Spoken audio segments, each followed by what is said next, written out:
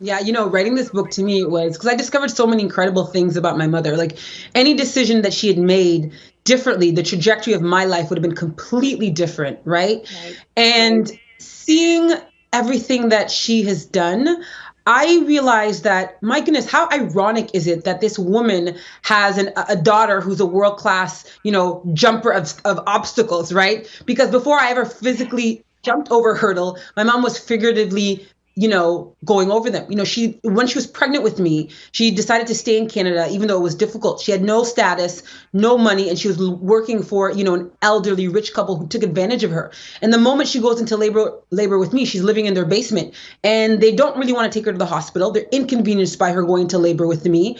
But before she goes, and she's in active labor, she has to make them sandwiches because, of course, you'll be at the hospital and will have nothing to eat.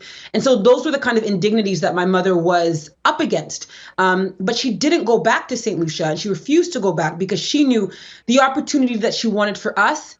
This was the only way. And had she gone back to St. Lucia, she knew the future for her children was selling on a beach, and she wanted more for us out of life. I'm literally living the dreams that she had for us out loud. A mother's love is so incredible. It's so incredible. So your love for sport came from a grade three teacher and later your mother. How did they both shape you as an Olympian? Yeah, you know what? I love talking about just finding sport because my mother and I knew nothing about sport. We didn't know it was a vehicle or avenue. So I think some athletes are like, oh, I knew I wanted to go to the Olympics and I knew I was world class. We had no clue. My mother would see me running races at school and she didn't really, it was cute. It was great. But like, okay. Because in her country, in St. Lucia, girls didn't do sport and it wasn't just a priority in their lives. So when Mrs. Mm. Hurst discovered me, I don't know if anyone will remember Canada Fitness, but it was like a standardized test all across the country. And I was the only Yes. person in our gym class to Yeah. get Yeah. excellent. Yeah. Yeah, and she made it a big deal. And that's when she came the next year and said, you have a gift, P. You're going to go out for track and field. I want you to sign up. And she made me sign up in grade 4 at Glen Grove Public School. Shout out to them in Pickering, Ontario. And that really started Yes. my career. Yeah. Now, in your book, you also talk about the time at the Olympics, including your stumble in 2004 in Athens. But along the thread we've been talking about, and of course, how can we not? Because this memoir is all about your mom. I'm more interested in what your mom told you afterward. Tell everyone what she said.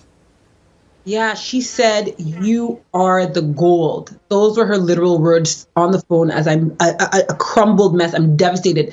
She said, you are the gold. And that took the edge off my pain. And if anyone's ever experienced any kind of trauma, you know that, you can't take it all the way at once, but just if something can just give you a moment to just feel relief. And so you can take your next breath or your next step. And hearing her voice say that and affirm me in that devastating moment was all I needed to make it to the next step, really. That's what we Wow. need. That is what we need. And you need this, everyone. Perdita's memoir, My Mother's Daughter, is available now. Such a pleasure, Perdita. Thank you. Thank you both. Good seeing you. Thank you.